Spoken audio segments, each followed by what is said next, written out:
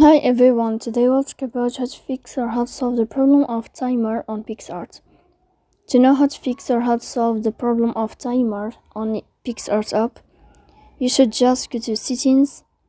Here you can click on apps, default apps, app settings. Then this list you will enter to the window or to the app of Picsart. After that you can click on first stop and you can click OK. Here we'll enter to the window of storage. Then you can click clear cache. Don't click clear data because that can cause you errors or can delete your account. In the end, you can turn off your phone and you can wait a moment to turn on your phone again. So please don't forget to support us by like and subscribe. See you next time in another video, and thank you for your attention and your watching.